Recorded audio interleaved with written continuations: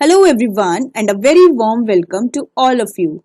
In this video, we will be starting our new chapter of Companies Act 2013, that is chapter 8, which is on the topic of dividend. This chapter is divided into various sections ranging from section 123 to section 127, and I have broken it down into smaller, easy to follow videos so that no video is too long. In today's video, we will be discussing dividend along with the concepts of final dividend and interim dividend. In our next video, we will dive into another topic from this chapter. So stay tuned and let's get started.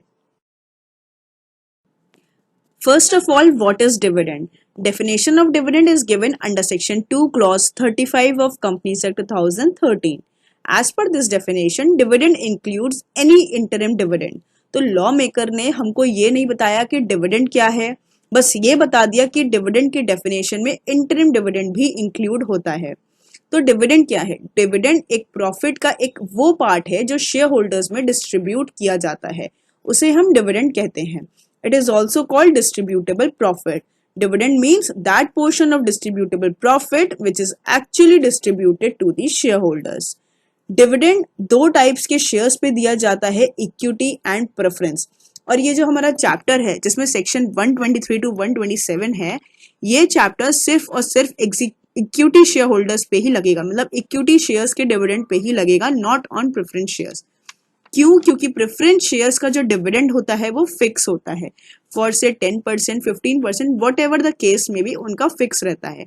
अगर किसी company में profit नहीं हो रहा है तो क्या preference shareholders को डिविडेंड दिया जाएगा? Answer is no.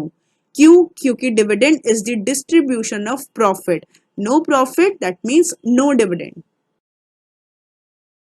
Now there are two types of dividends, final dividend and interim dividend. First of all, let's start with the meaning. So dividend recommended by the board of directors and declared by the members at an annual general meeting. Final dividend क्या है? जो dividend board of directors recommend करते हैं लेकिन उसको declare करते हैं share holders annual general meeting में। वेयर एज इंटरिम डिविडेंड कब पे किया जाता है? Between the two annual general meeting, यानी कि इंटरिम डिविडेंड डिक्लेयर भी बोर्ड ऑफ डायरेक्टर्स करते हैं और रिकमेंड भी बोर्ड ऑफ डायरेक्टर्स करते हैं। तो इसके लिए एजीएम की रिक्वायरमेंट नहीं होती है। ये दो एजीएम के बीच में जो भी डिविडेंड पे किया जाता है उसको हम इंटरिम डिविडेंड कहते हैं। पावर टू डिक्लेयर डिविडेंड कौन डिक्लेयर कर सकता है? फाइनल डिविडेंड रिकमेंड करता है बोर्ड और डिक्लेयर करते हैं मेंबर्स कंपनी के, whereas interim dividend declare और रिकमेंड दोनों ही बोर्ड ऑफ डायरेक्टर्स करते हैं। कौन सी मीटिंग में डिस्कस किया जाता है? फाइनल डिविडेंड डिक्लेयर किया जाता है एनुअल जनरल मीटिंग में, whereas interim dividend declare किया जाता है बोर्ड मीटिंग में। Time of declaration, final dividend is declared after the end of the financial year, after the amount of distributable profit has been computed. तो जब हमारा financial year end हो जाता है, जब profit and loss पूरा compute हो जाता है, distributable profit का computation हो जाता है, उसके बाद ही annual general meeting में members इसको declare करते हैं। Whereas interim dividend किस basis पे declare किया जाता है? It is declared on the basis of provincial financial statement और estimate। जब भी आपका डिविडेंड डिक्लेयर किया जाएगा उसके पहले उसके अकॉर्डिंगली जो भी आपके फाइनेंशियल स्टेटमेंट्स होंगे उनके एस्टिमेट पर ही इंटरिम डिविडेंड को डिक्लेयर किया जाता है। Frequency of payment, final dividend क्योंकि एजीएम में ही डिक्लेयर किया जाता है और एजीएम साल में एक ही बार होती है तो it can be paid only once in a financial year. Whereas interim dividend कितनी भी बार आप पे दे कर सकते हो, it can be paid more than once in a financial year. Next is the source of payment. तो final dividend is paid out of the profit earn in the previous financial year, जिस भी आप year में पे करने जा रहे हो, या फिर जो भी आपके एक्यूमुलेटेड प्रॉफिट्स रहेंगे in the preceding financial year, उसके बेसिस पे फाइनल डिविडेंड को पे किया जाता है।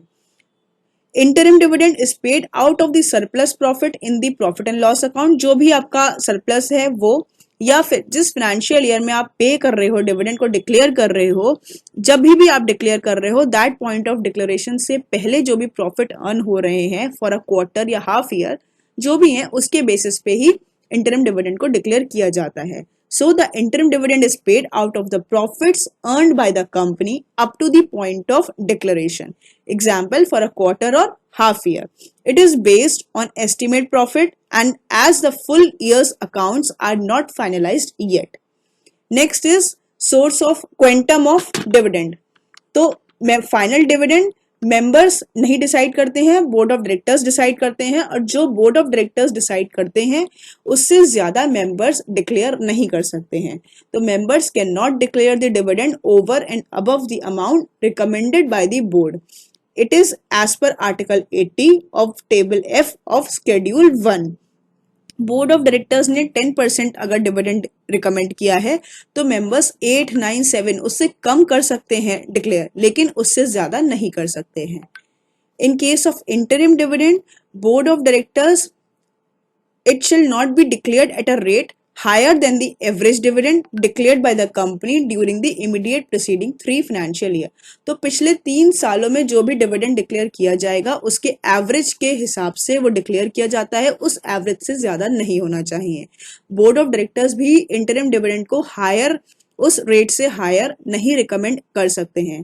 This is to ensure that the company maintains a consistent and reasonable dividend policy without paying out too much based on temporary profits. Thank you so much. Stay tuned for the next video where we will be discussing another important topic from this chapter. If you have any questions, feel free to leave them in the comments below. Stay connected, keep learning.